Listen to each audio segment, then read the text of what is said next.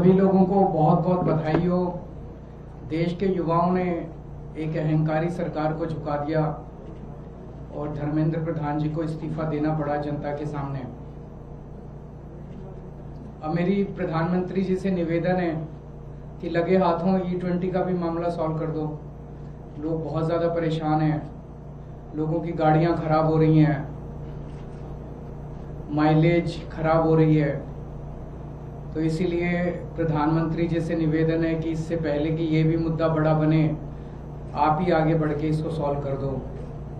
तो इस दिशा में सभी लोगों को साथ लाने के लिए इस शनिवार को एक कार्यक्रम हम आयोजित कर रहे हैं, national town hall against E20। इसमें हमें उम्मीद है कि हजारों लोग पार्टिसिपेट करेंगे।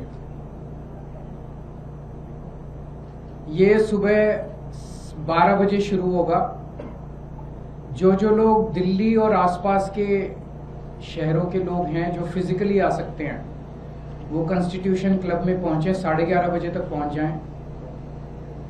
और जो लोग दिल्ली के बाहर के और फिजिकली नहीं आ सकते, ऐसे हमें उम्मीद है कि हजारों की संख्या में लोग ऑनलाइन जुड़ेंगे।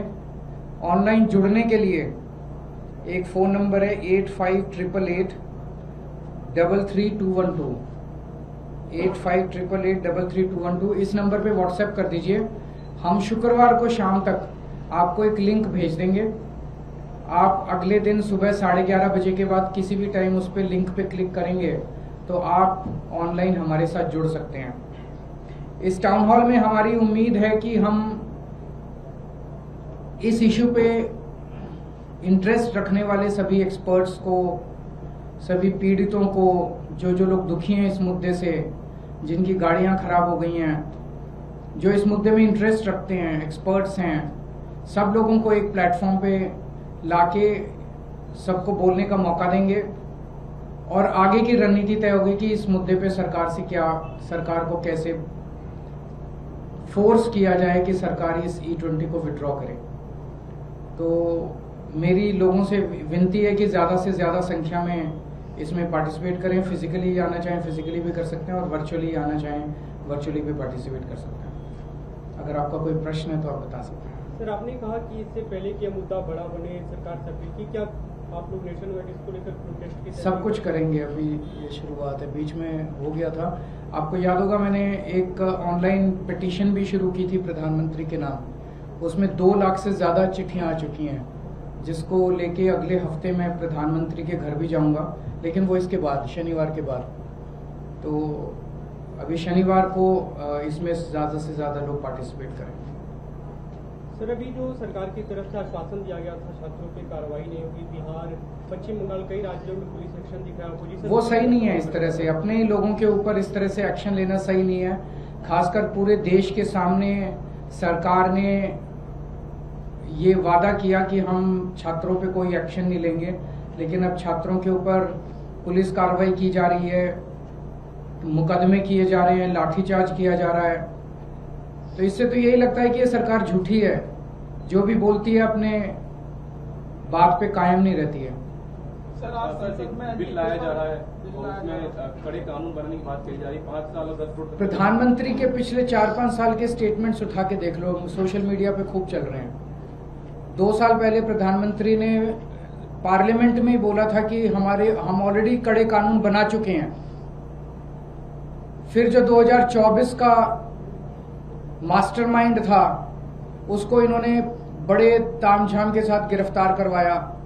गिरफ्तार कराने की 3 महीने में उसको बेल करा दी, और अब पिछले हफ्ते सीबीआई ने उसकी क्लीन चिट देके उसका मुकदमा वापस ले लिया। तो अगर नीयत ही नहीं है सरकार की, प्रधानमंत्री जी की नीयत ही नहीं है पेपर लीक रोकने की, प्रधानमंत्री जी की नीयत ही नहीं है माफिया के खिलाफ एक्शन लेने की, तो जो मर्जी कानून बना लो। कानून बनाने से क्या होता है? और अगर नीयत हो तो कानून तो ऑलरेडी बहुत है। अगर आपने उनके खिलाफ एक्शन लेना है तो ऑलरेडी बहुत कानून है जिनके अंदर उनको सजा दिलाई जा सकती है। लेकिन फिर भी कड़े कानून और बनते हैं तो हम उसका स्वागत करते हैं, उसमें कोई दो राय नहीं है। लेकिन पहले नीयत होनी चाहिए उनको पकड़ के जेल में डालने की, उनको कड़ी से कड़ी सजा दिलवाने की। Thank you. सर, पंजाब के शिक्षा मंत्री को लेकर सवाल खड़े हो रहे हैं कि पंजाब में पेपर चोरी हुई और उसको हटाया नहीं जा रहा है। ये 10 साल हमारी दिल्ली में सरकार रही, एक भी पेपर लीक नहीं हुआ। 5 साल से हमारी पंजाब में सरकार है, एक भी पेपर लीक नहीं हुआ। ये बात इनको चुभ रही है बहुत बुरी तरह से, और ये देश के सारे देश के सामने है कि भारतीय जनता पार्टी के हर राज्य के अंदर पेपर लीक हो रहे हैं, और आम आदमी पार्टी की 2 राज्यों में सरकार बनी, एक भी पेपर लीक नहीं हुआ। ये जिस पेपर के बारे में आरोप लगाया जा रहा है, 2 सेंटर्स के अंदर कुछ बच्चे स्मार्ट पेन लेके अंदर चले गए, स्मार्ट पेन के जरिए उन्होंने बाहर पेपर की स्कैनिंग करके फोटो बाहर भेजने की कोशिश की ताकि बाहर से उनके आंसर्स आ सकें, चीटिंग करने की कोशिश की। वो 10-12 बच्चे जो भी थे वो उसी टाइम वहीं पकड़े गए, कोई पेपर लीक नहीं हुआ है। तो ये झूठा आरोप लगा रहे हैं पेपर लीक हो गया, पेपर लीक हो गया, क्योंकि इनके पास कुछ कहने को नहीं है। आम आदमी पार्टी की पंजाब सरकार में जब हमारी 2022 में सरकार बनी, उसके पहले वाले साल में 27वें नंबर पे था पंजाब शिक्षा के क्षेत्र में, 27th नंबर। आज नंबर 1 आ गया केरला को पीछे छोड़ के। तो जो शानदार काम शिक्षा के क्षेत्र में हुआ है उसको कलंकित, उसके ऊपर गलत वो आरोप लगाने की कोशिश की।